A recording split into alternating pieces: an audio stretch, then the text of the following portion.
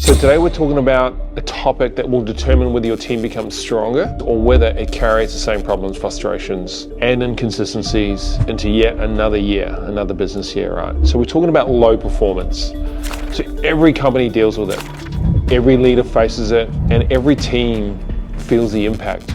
And the truth is simple, low performance will either be addressed early and directly, or it will quietly drag your entire business down. So most leaders delay the hard conversations, and most companies pay for it later.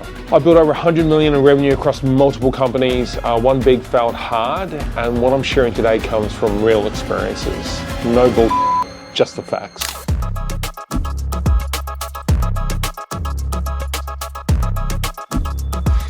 So the first rule is simple. Don't ignore low performance. So when someone starts slipping, whether it's attitude, consistency, results, communication, reliability, the worst thing that you can do is pretend it's not happening. Low performance really shows up as dramatic events. It shows up as small changes. Deadlines are pushed, standards are slipping, responses become slower, accountability is fading, energy drops, and those patterns start emerging. If you ignore these signs, you send a silent message to the entire organization. This behavior is acceptable. And when people believe low performance is acceptable, it spreads like wildfire, really fast. High performers lose motivation because of it.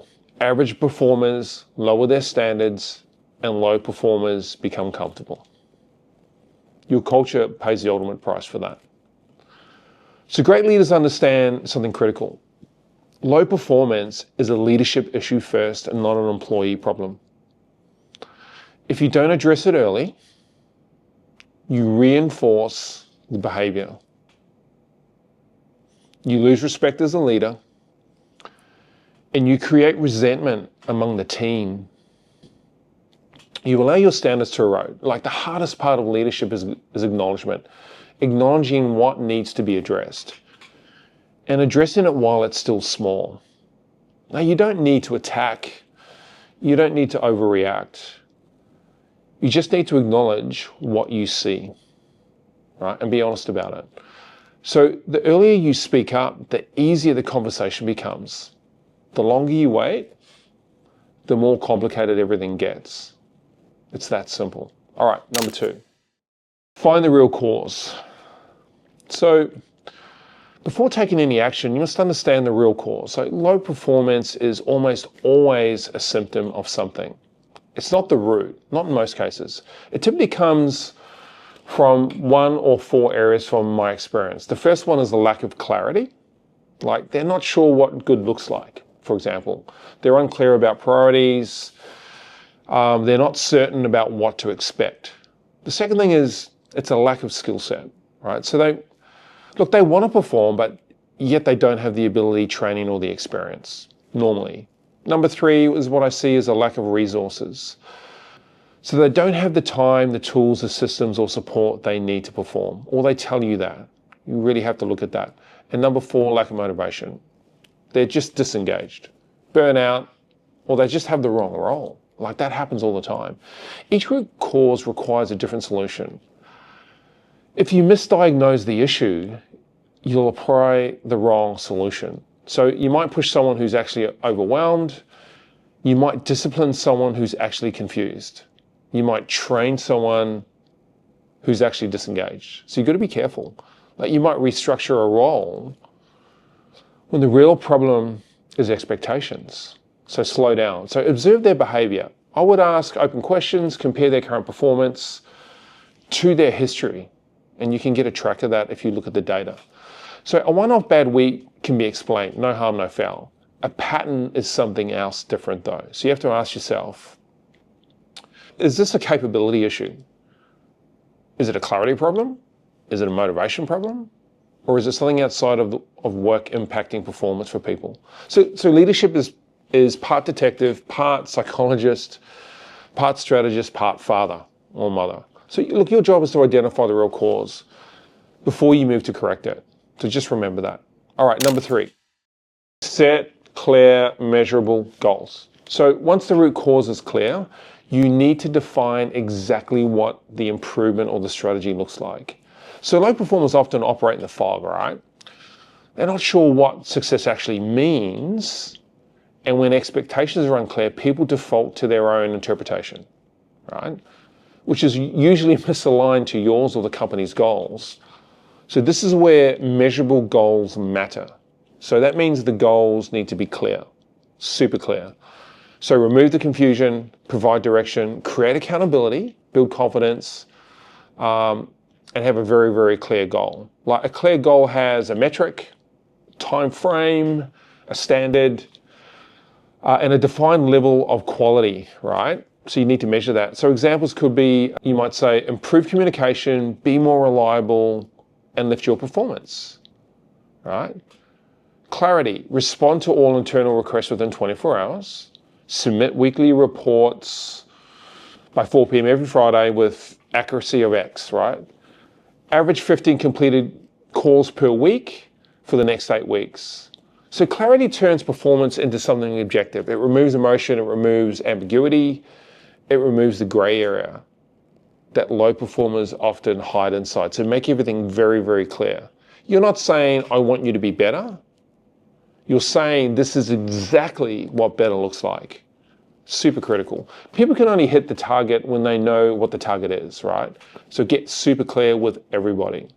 All right, number 4, lock in regular check-ins. I don't know why I keep doing that. Anyway. So clear goals mean nothing without consistent follow-up. So low performers need weekly check-ins, not random catch-ups, right? Not let's see how things go. Make it weekly, save a time, same structure, expectations. So this rhythm builds accountability and momentum. So you have to keep it consistent. A solid check-in includes the following. You have to do a review of last week's commitments. You have to look at where things have improved, identification of areas still slipping, removal of blockers, resetting the next 7 days, documented notes and actions. Like, this is not micromanagement. Some people think it is. It's not. Micromanagement now is leadership. So weekly check-ins give you visibility and give them support. That's great. It stops all the surprises. They keep the issue in focus. So you signal that improvement is the expectation, and you've invested in helping them get there. So most low performance plans fail for one reason. Nobody follows up, and there's no consistency. So when you build structured check-ins, you build a pathway out of low performance. And without them, the problem quietly continues. So remember that. So number 5, give consistent, honest feedback. So feedback is super critical, and it must be specific, immediate, and it must be honest. People struggle with performance, right? But they only struggle if they receive vague feedback. So you have to lift your game, you need to improve, you're not meeting expectations. This type of feedback is no good. There's too much ambiguity. High quality feedback may sound like this. Name the behavior, identify the impact, set the expectation, and offer pathways to fix it. Here's some examples. You could say, listen, you missed Tuesday's deadline. That affects the whole team's timeline. We need these submitted by 4 p.m., no expectations. Or your accuracy dropped by 92%. Let's go through, find out what the mistakes are, what's happening, and put a correction plan in place. Another one, the client escalated confusion around your update.